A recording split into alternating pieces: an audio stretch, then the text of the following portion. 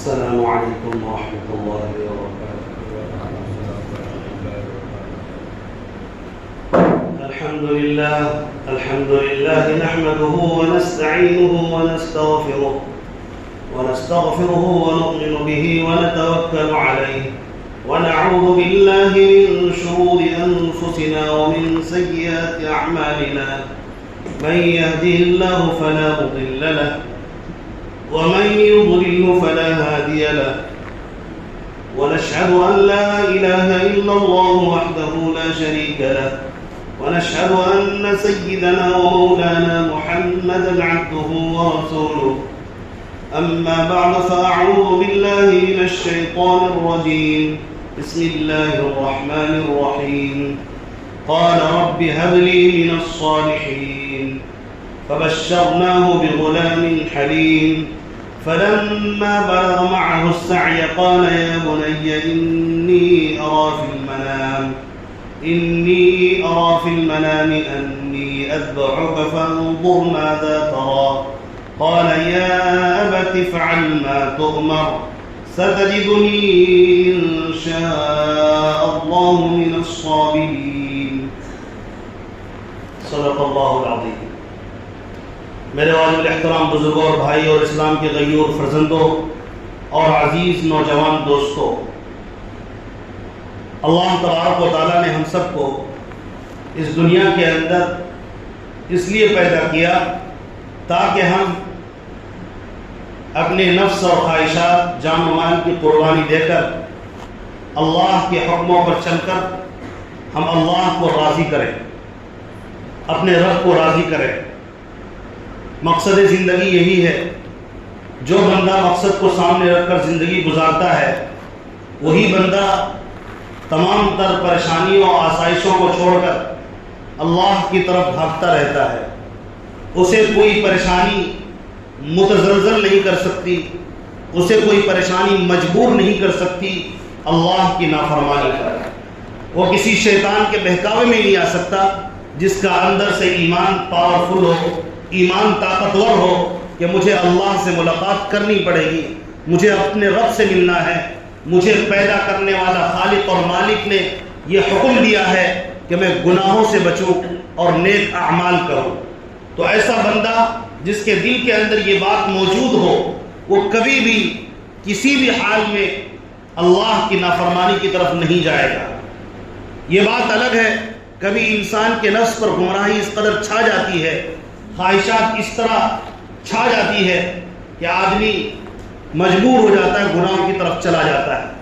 لیکن ایک مومن بندہ جب گناہ کی طرف چلا جاتا ہے اسے احساس ہو جاتا ہے اور اسے اندر سے فکر لاحق ہو جاتی ہے کہ میں اپنے رب کی نافرمانی کرنے لگا ہوں، تو فوراً توبہ کرتا ہے، اللہ سے رشتہ پھر سے مضبوط کر لیتا ہے۔ یہی ایمان والے کی پہچان ہے، یہی ایک مومن مرد و عورت کی پہچان ہے کہ وہ اللہ کو راضی کرنے کی فکر میں ہر آن لگا رہے۔ کوئی ایسا کام نہ ہو جس سے خالق ناراض ہو جائے، جس سے رب ناراض ہو جائے، جس سے مالک ناراض ہو جائے۔ لیکن ہم مجبور ہو جاتے ہیں، ہم دنیا کے لیے قربانیاں دیتے ہیں، اپنے مال کمانے کے لیے قربانیاں دیتے ہیں، یہاں تک کہ اگر اخلاق کا سودا کرنا پڑے، ضمیر کا سودا کرنا پڑے، ایمان کا سودا کرنا پڑے، وہ تک ہم اپنے دنیا کے چکر میں، مال کے چکر میں اپنے ایمان، اخلاق، غیرت و حمیت سب کچھ کا سودا کر کے ایک معمولی یا ذلیل انسان بن جاتے ہیں۔ یہ الگ بات ہے، لیکن مومن کی یہ پہچان نہیں ہے۔ مومن کی شان یہ ہے اپنے اخلاق کے اوپر وہ کھڑا رہے، اپنے کردار پر کھڑا رہے، اپنی غیرت و حمیت کو ثبوت دے۔ دین والی غیرت اور دین کا جذبہ، ایمان کا جذبہ، اللہ کی خالقیت پر یقین، رازقیت پر یقین، رب ہونے پر یقین ہو، پھر وہ کسی بات میں اپنے کردار اخلاق کا سودا نہیں کرتا۔ انبیاء علیہ السلام نے ہمیں یہی تعلیم دی۔ میں آپ کو قربانی کے حوالے سے، حج کے حوالے سے میں نے بتایا کہ اس کے پیچھے بھی دو بڑے پیغمبروں کی قربانی ہے۔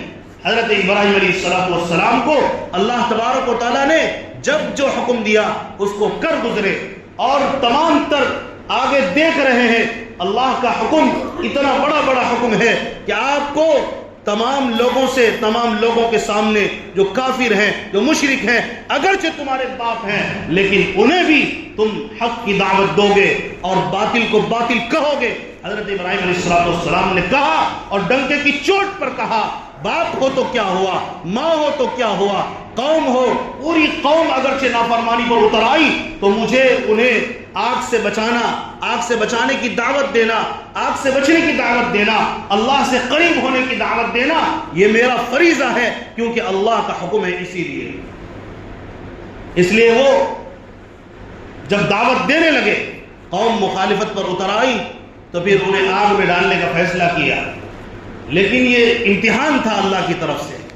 دیکھ رہے کہ آگ میں ڈالا جانا ہے، مجرموں نے کہا کہ تم یہ بات چھوڑ دو۔ حضرت ابراہیم علیہ السلام نے کہا کہ تم اس بات کو چھوڑنے کی بات کرتے ہو، کس بنیاد پر میں چھوڑوں؟ بتاؤ تو کیا تمہارے پاس کیا حقیقت ہے، کیا دلیل ہے؟ جس کو تم اپنے ہاتھوں سے بناتے ہو اسی کے سامنے سر جھکاتے ہو، اسی کے سامنے جھکتے ہو۔ وہ تو پتھر ہے، وہ تو حرکت بھی نہیں کر سکتا، اس پر مکھی کیڑے مکوڑے اگر پاخانہ کر دے اسے صاف کرنے کی طاقت نہیں، اسی کے سامنے تم جھکتے ہو۔ اور جاؤ دیکھو میں نے تمہارا کیا حال کیا ہے۔ جب قوم میلے میں چلی گئی تو حضرت ابراہیم علیہ السلام آئے، ان کے بتوں میں سے کسی کے ہاتھ کاٹے، کسی کے پیر کاٹے، اور بڑے بت کے گردن میں کلاڑی لٹکا دیا اور صاف اعلان کر دیا کھلے طور پر، دیکھو میں نے ہاتھ کاٹے، میں نے پیر کاٹے، کسی کا سر اڑا دیا، کسی کا دھڑ اڑا دیا، جس کے سامنے تم جھکتے ہو، ذلیل ہوتے ہو۔ بتاؤ اس کے پاس اتنی طاقت ہوتی کہ اپنی بھی حفاظت نہ کر سکی، یہ مجبور ہوئی، میں نے کاٹا، یہ کٹ گیا، یہ الگ ہو گئے، ٹکڑے ہو گئے، اسی کے سامنے جھکتے ہو اور مجھے کہتے ہو کہ میں حق نہیں، تم غلطی پر ہو۔ حق پر تو میں ہوں کہ میں اس اللہ کو مانتا ہوں جو ساری کائنات کے نظام کو چلاتا ہے، جو تمہارا بھی رب ہے، میرا بھی رب ہے، اسی نے تمہیں بھی پیدا کیا، مجھے بھی پیدا کیا۔ جس پتھر کو تم بت بنا رہے ہو اس پتھر کو بنانے والا بھی وہی ہے۔ اس لیے یہ نہ کہو کہ میں غلطی پر ہوں، صاف صاف واضح نظر آ رہا ہے۔ حضرت ابراہیم علیہ السلام کے پاس لوگ آ گئے، تم نے میرے بتوں کے ساتھ یہ کیا، خداؤں کے ساتھ یہ کیا۔ حضرت ابراہیم نے کہا کہ جا کے اسی سے پوچھ لو، بڑے سے جس کے گردن میں کلاڑی لٹک رہی ہے، ہو سکتا ہے اسی نے ایسا کروایا، پوچھو جا کے جسے تم نے بڑا خدا مان رکھا ہے۔ چیلنج کیا حضرت ابراہیم علیہ السلام نے۔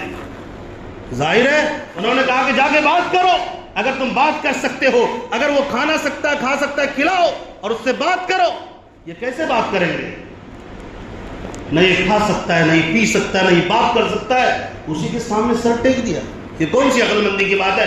پھر ظاہر ہے جب آدمی کے پاس اپنے دعوے پر دلیل نہیں ملتی، اپنے باطل ہونے کو ثابت کرنے کا، حق ثابت کرنے کا کوئی چارہ نہیں ہوتا، وہ جھگڑے پر اتر آتا ہے، اور وہ اس کی مثال ہو جاتی ہے جیسے کھسیانی بلی کھمبا نوچنے لگتی ہے۔ یہ حالت ہوتی ہے۔ تو ان لوگوں کی حالت یہی ہوئی، مارے گھٹنا پھوٹے سر، ایسی حالت ہو گئی۔ وہ لوگ آپس میں بولنے لگے، ارے بھائیو اگر کچھ کرنا ہے اپنے خدا کی مدد کرنا، یہ قرآن کہہ رہا ہے، یہ اس قوم کی آواز تھی، اگر اپنے خدا کی مدد کرنا ہے۔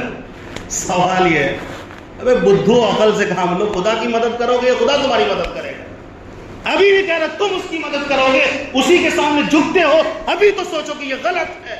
لیکن نہیں، جو چیز بس گئی ہے، شیطان نے جس پر اسے کھڑا کر دیا اسی پر قائم رہنا ہے۔ ابھی بھی یہ کہہ رہے ہیں، اے لوگو اگر اپنے معبود کی، جس کی ہم پوجا کرتے ہیں، جو ہمارا خالق ہے یا رب ہے، جو بھی وہ مانتے ہو، اگر اس کو بچانا ہے تو حضرت ابراہیم کو آگے میں ڈال دو۔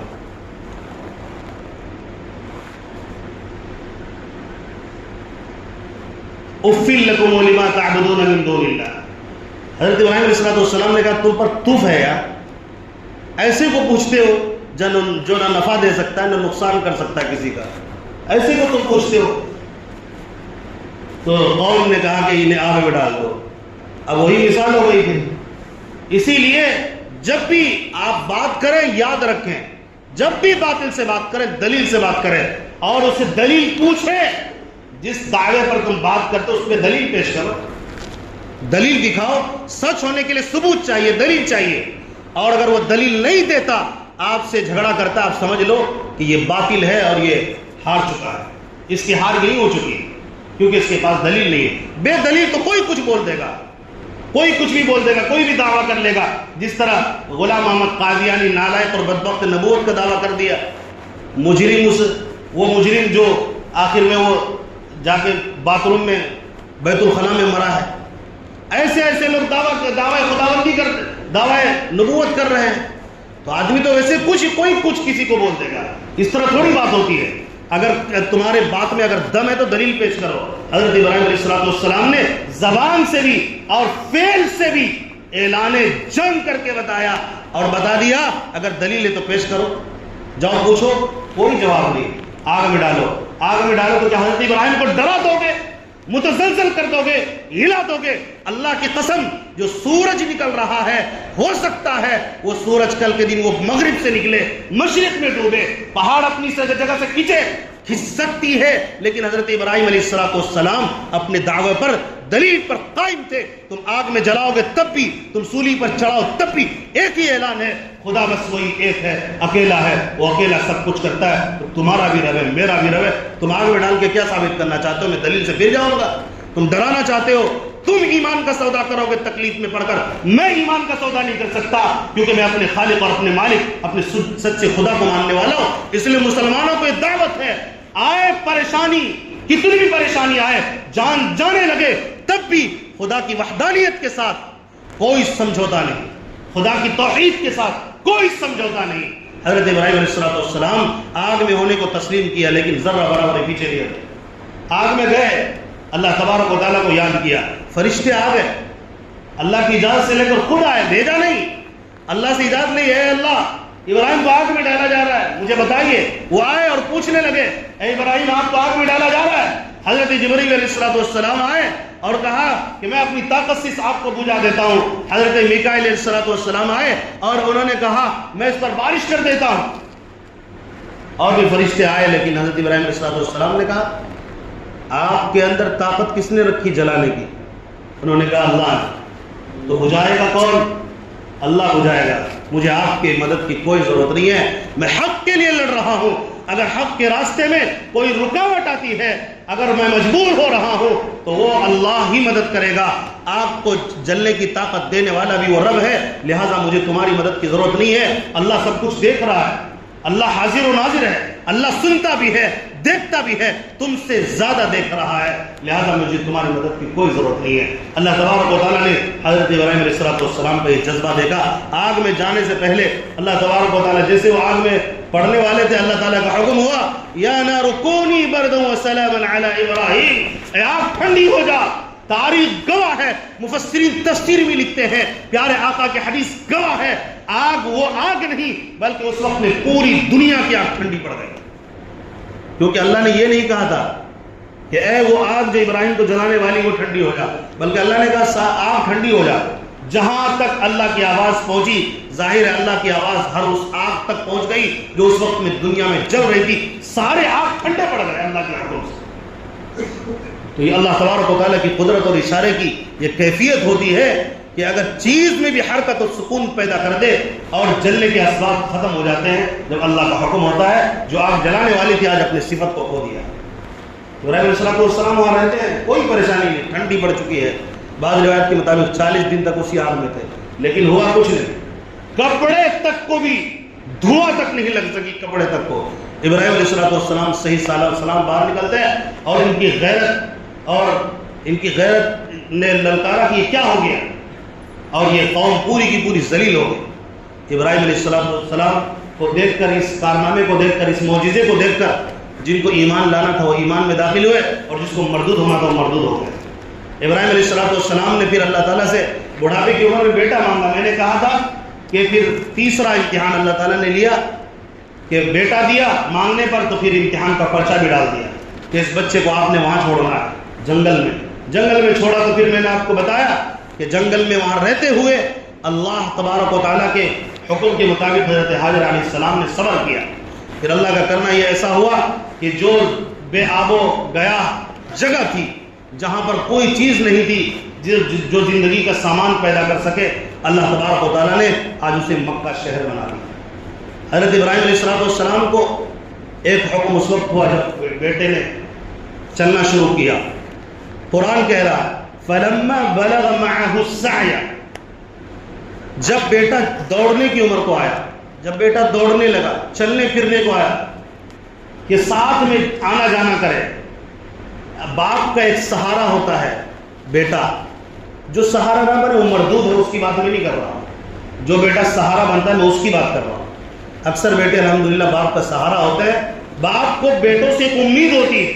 حضرت ابراہیم علیہ السلام کو بیٹے سے امید تھی کہ سہارا بنے گا، ان کو ساتھ لے کر جائیں گے، کسی کام میں شریک کریں گے، میرے لیے آسانی ہوگی. فَلَمَّا بَلَغَ مَعَهُ السَّعْيَ قَالَ يَا بُنَيَّ، اللہ تبارک و تعالیٰ نے خواب میں آ کر بتایا. حضرت ابراہیم علیہ السلام خواب دیکھتے ہیں کہ میں اپنے بیٹے کو ذبح کر رہا ہوں. ایک دن دیکھا، 2 دن دیکھا، اس کی وجہ سے اونٹ قربان کرتے رہے. تیسرے دن دیکھا، اس کے بعد حضرت ابراہیم علیہ السلام کو لگا کہ نہیں، یہ جو میں خواب دیکھا ہوں یہی حقیقت ہے، اسی پر مجھے عمل کرنا چاہیے. تو پھر بیٹے کو لے گئے قربان گاہ کی طرف اور ان سے جا کر کہا کہ میرا یہ معاملہ ہے، میں خواب میں یہ دیکھ رہا ہوں، تم کیا کہتے ہیں؟ یا بنی انی اری فی المنام انی اذبحک فانظر ماذا تری، تمہاری کیا رائے ہے؟ کوئی یہ نہ سمجھے حضرت ابراہیم علیہ السلام نعوذ باللہ اللہ کے حکم کے بعد مشورہ لے رہے. مشورہ نہیں لے رہے تھے، بلکہ ایک طرح سے یہ بچے کا بھی امتحان تھا کہ یہ میرا بچہ، یہ میرا لاڈلا، یہ میرا سپوت جو ایک پیغمبر کا بیٹا ہے، دیکھتا ہوں کہ یہ کتنا اللہ کے حکم کے آگے کھڑا اترتا ہے. اسی لیے پوچھا تھا. حضرت اسماعیل علیہ السلام نے جواب دیا، اے میرے ابا جان، یہ کس کا حکم ہے؟ اللہ کا حکم ہے. یا بنی انی اری فی المنام انی اذبحک فانظر ماذا تری قال یا ابت افعل ما تؤمر. اے میرے ابا جان، آپ دیر نہ کریے، جو حکم اللہ کا ہو رہا ہے وہ کر گزریے. کہیں ایسا نہ ہو اللہ کے حکم میں تاخیر ہو جائے. اللہ نے حکم کیا ہے آپ کو ذبح کرنے کا، میں تیار ہوں، میری گردن حاضر ہے، میرے کے خون کا قطرہ اللہ کے نام پر قربان ہونے کے لیے اور بہنے کے لیے تیار ہے، لہٰذا میں تیار ہوں، آپ دیر نہ کریں. یا ابت افعل ما تؤمر، جس کا حکم دیا جا رہا ہے میرے ابا جان اس کو کر گزریے. ستجدنی انشاءاللہ من الصابرین، آپ مجھے صبر کرنے والوں میں پائیں گے. سبحان اللہ، یہ 10-11 سال کا بچہ کس قدر اللہ کو پہچانتا ہے، اللہ کو رب مانتا ہے، اللہ کے حکموں پر مر مٹنے کے لیے کس قدر تیار ہے. آج ہمارے معاشرے کے اندر کیسے کیسے بچے پیدا ہو رہے ہیں، کتنے شریر ہیں، 15 سال کے، 18 سال کے، 20 سال کے، یہ کیسے بچے ہیں، انہیں نماز کا طریقہ تک نہیں آتا، جمعے تک کے نماز کو چھوڑ رہے ہیں اور ایسے ایسے گناہوں میں ملوث ہیں. اگر اس کا پردہ اٹھا دیا جائے تو آدمی کسی بچے کی طرف تھوکنا گوارا نہ کرے. یہ حالت ہوتی ہے. میں نوجوانوں سے کہتا ہوں، اگر کچھ کرنا ہے اللہ کے آگے سجدہ ریز ہونے کے لیے تیار رہو. قرآن پڑھو، اللہ کا کلام پڑھو، اس سے دلچسپی لگاؤ. اگر دیکھنا چاہتے ہو غیر محرموں کو مت دیکھو، موبائل کے اندر بھی باہر بھی مت دیکھو. اللہ کے نور کو دیکھو، ایمان کے نور کو دیکھو، اللہ سے قریب آ جاؤ. مسجد کا دیدار کرو، قرآن کا دیدار کرو، علماء کا دیدار کرو، علماء کے قرب و جوار میں بیٹھو اور ان سے سبق حاصل کرو اور اللہ سے لو لگاؤ. اللہ نے منع کیا، بس مر مٹو، میں مروں گا، لیکن اللہ نے جن چیزوں سے منع کیا میں نہیں کر سکتا. میری آنکھ خطا نہیں کر سکتی. میری زبان صاف اور شفاف اور اخلاق والی زبان ہو، ایسی زبان تیار کرے. بات بات پر گالی، خیریت پوچھتے ہوئے بعض بدبخت قسم کے لوگ، بد نصیب لوگ خیریت پوچھتے ہوئے گالی دیتے ہیں. بتا بیٹا تیرا کیا حال ہے، بیٹا ہے تیرا، بتا سالے تیرا کیا حال ہے. یہ طریقہ چل رہا ہے مارکیٹ کے اندر. ہر مطلب یہ کہ گالی گلوچ اور زبان درازی اس قدر بڑھ گئی ہے ہماری، پتہ نہیں کس چکر میں ہم رہتے ہیں. ہر چیز کو بھی گالی دے رہے ہیں، اگر کوئی نقصان پہنچ گئی، ارے سالہ اس سے چوٹ لگ گیا، ارے یہ ادھر کیوں چلا گیا، ارے ایسا کیوں ہو گیا، ارے یہ تو کمینہ خچر یہ ہو. یعنی کہ زبان اس قدر ہماری گندی ہو چکی ہے، کبھی کہاں کس وقت کیا بولے گی کچھ پتہ نہیں. اس سے سبق حاصل کریے. یہ چھوٹا بچہ ہے لیکن ہمیں یہ سبق دے رہا ہے اللہ کے حکموں پر قربان ہونے کے لیے خواہشات ہی نہیں بلکہ جان بھی دینی پڑے تو جان دے کر کہو، اے اللہ جدھر تو بلائے گا، جب بلائے گا میں کھڑا ہوں تیرے بارگاہ میں حاضری کے لیے. آج تو نے مجھے بلایا، نماز پڑھو میں حاضر ہوں، قرآن پڑھو میں حاضر ہوں، دوسروں کا حق ادا کرو میں حاضر ہوں، ماں باپ کی فرمانبرداری کرو میں حاضر ہوں، استاد کی فرمانبرداری کرو میں حاضر ہوں، چھوٹے پر شفقت کروں میں حاضر ہوں، گالی گلوچ نہ کروں میں حاضر ہوں، گالی گلوچ نہیں کرتا، اللہ کے سامنے اپنے آپ کو سپرد کر دے، اسی کا نام ایمان ہے، اسی کا نام مسلمانی۔ تو ہمیں ایمان والا بننا، اخلاق والا بننا ہے، بدتمیز اور بد تہذیب نہیں بننا ہے۔ یہ ایمان والے کی پہچان نہیں ہے، چاہے وہ بچہ ہو، چھوٹا ہو، بڑا ہو، سب کو باتمیز با اخلاق بننا ہے۔ حضرت ابراہیم علیہ السلام نے جب دیکھا کہ بیٹا تو خوشی کے لیے تیار ہے، خوشی سے تیار ہے، حضرت ابراہیم علیہ السلام اور حضرت اسماعیل علیہ السلام کا یہ منظر دیکھ کر اللہ تبارک و تعالیٰ نے قرآن میں جو آیت نازل کی ہے اور کیا سرٹیفکیٹ دیا ہے، کیا پروانہ دیا ہے۔ حضرت ابراہیم علیہ السلام نے حضرت اسماعیل علیہ السلام اپنے بچے کو پکڑے اور زمین پر لٹا دیا اور اوندھے منہ لٹایا، حضرت اسماعیل علیہ السلام کے کہنے کی وجہ سے کہ ابا جان مجھے اوندھے منہ لٹائیے، کہیں ایسا نہ ہو کہ آپ کی آنکھیں اور میری آنکھیں دونوں آپس میں ٹکرائے، اور اب تھوڑی دیر بھی اگر دیر ہو جائے اس شفقت کی وجہ سے ہو سکتا ہے کچھ لیٹ ہو جائے اللہ کے آگے قربان ہونے میں، لہذا مجھے الٹا لٹا دیجیے، کہ ایسا نہ ہو کہ میں جب قربان ہوتا رہوں تو آپ کو میرے پیر لگ جائے، آپ کے دامن پر دھول پڑ جائے، میرے پیر کو بھی باندھ دیجیے، میرے ہاتھ کو بھی باندھ دیجیے، تاکہ آپ کو بھی کوئی نقصان نہ ہو۔